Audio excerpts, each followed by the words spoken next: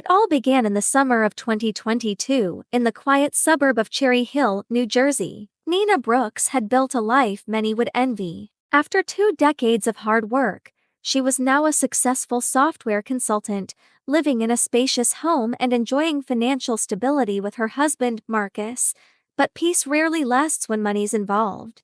Nina had always been the generous one in her extended family. Over the years, she helped cover her cousin's surgery bills, paid for her nephew's tuition, and even bailed out her younger brother when his small business went under. She never expected repayment, she did it out of love. But that goodwill came with a price she hadn't yet understood. One afternoon, her sister-in-law, Renee, invited herself over under the guise of a casual visit. While sipping iced tea, Renee dropped the bomb. She wanted Nina to give her daughter a €40,000 gift for her sweet 16. Not a loan, not an investment. A gift for a car, a lavish party, and a designer wardrobe. You won't even miss it. You're rolling in it now, Nina. Don't be stingy, Renee said with a tight smile, but Nina was stunned. She calmly explained that she had already helped many family members and couldn't give out money like candy. Renee's expression turned cold. That night, the story spread like wildfire through the family WhatsApp group. Nina's turned her back on us. Money changed her. Within days, Nina's phone lit up with messages. Her uncle from Maryland asked for $100,000 to upgrade his house. A cousin in Florida wanted her to invest in a startup, an idea scribbled on a napkin. When she declined, the messages turned to guilt trips and accusations. Family helps family. You used to be one of us. We supported you when you had nothing.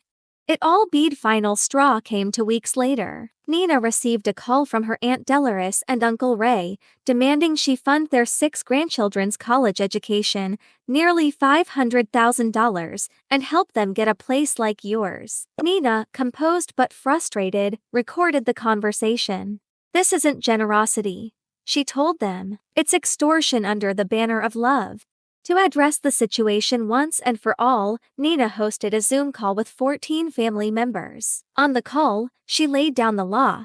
She would only help through official, signed loan agreements. No more blind handouts. No more guilt trips. The backlash was instant. Some called her selfish. Others left the call in silence. Then came the worst night of Nina's life. A week later, several family members showed up uninvited at her home. They blocked her driveway, yelling and demanding answers. Renee called her a fraud. Uncle Ray shouted about owed loyalty. When one of the cousins tried to enter her porch uninvited, Nina called the police. She knew it might escalate, and it did. Uncle Ray lunged toward Marcus, who stepped outside to defuse the situation. Nina, fearing it would turn physical, stepped between them and pushed Ray back just as police sirens echoed down the street. The police broke up the scene. No arrests, but Ray was fined for disturbing the peace. Nina filed a restraining order, and the officer advised her to consider installing security cameras, just in case.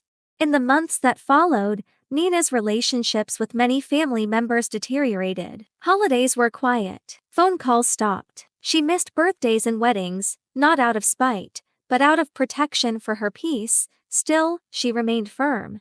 I didn't lose a family, she told Marcus one night. I found my boundaries.